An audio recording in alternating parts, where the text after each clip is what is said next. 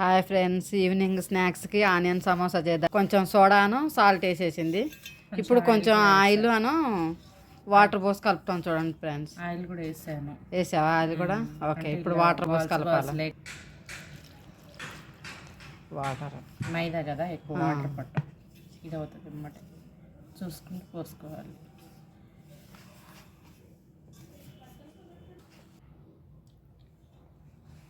వేస్తే స్మూత్ కూడా ఉంటుంది.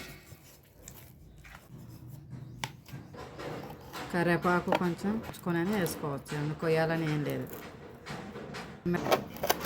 పచ్చిమిర్చి ఒక మూడని ఏం లేదు, మన ఇష్టం లేవరు.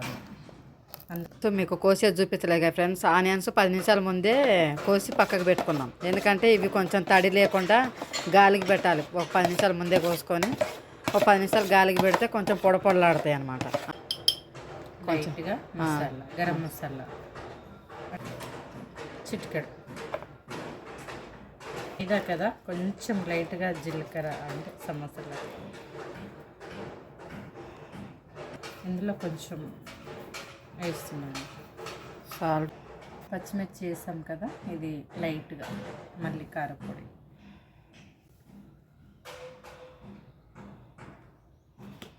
చిటికెడు పసుపు పట్టిద్దండి మంచిగా అన్ని ఫ్లేవర్. అది పట్టిస్తుంది. అది మొత్తం ఇలా అతికిస్తాం కదా, మళ్ళీ వేరే విడిగా మైదా పిండి ఇలా కలుపుకొని పక్కకు పెట్టుకోవాలి. ఏం ఉండలు బాగా చేసేసుకున్నాం కదా. ఇక లైట్గా ఇట్లా పొడి చల్లుకొని ఇట్లా చేసి ఇట్లా సాఫ్ట్గా ఇట్లా చేసేసుకుంటే, ఇప్పుడు కొంచెం ఆయిల్ వేసుకోవాలి. మళ్ళీ ఆయిల్ వేసుకొని ఇట్లా మొత్తం ఇట్లా మళ్ళీ పిండి కొంచెం పొడిపిండి వేయాలి. పొడిపిండి వేసినాక ఇలా వేసి ఇందాక చేసాం కదా, ఇట్లా మళ్ళీ చపాతి మళ్ళీ ఇంకొకటి వేయాలి. దాని మీద డబలు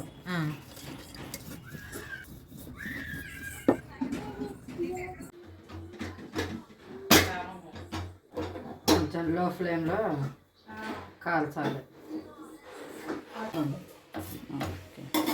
ఇలా కాల్చడం వల్ల ఏంటంటే ఇలా ఏ పొరక పొర వచ్చేస్తుంది.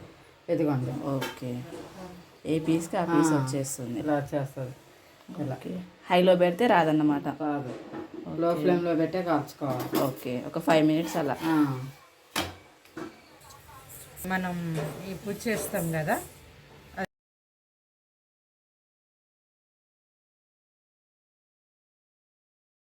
తడి క్లాత్ మీద పెట్టేసేసుకోవాలి. ఇలా ఉన్నది కదా, ఇది తడి క్లాత్ అన్నమాట.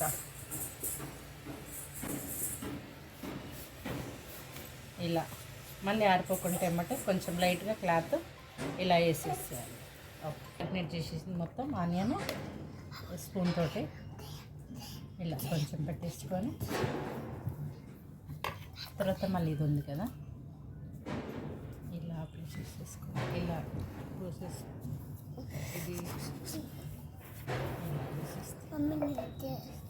ఓకే. ఇవన్నీ తయారు చేసి పెట్టుకొని ఆయిల్ వేడేలాగా ఇవన్నీ ప్రిపేర్ చేసి పెట్టుకోవాలి.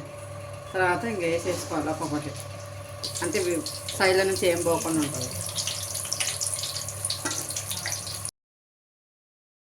మనస్వి సమోసా ఎలా ఉంది? సూపర్.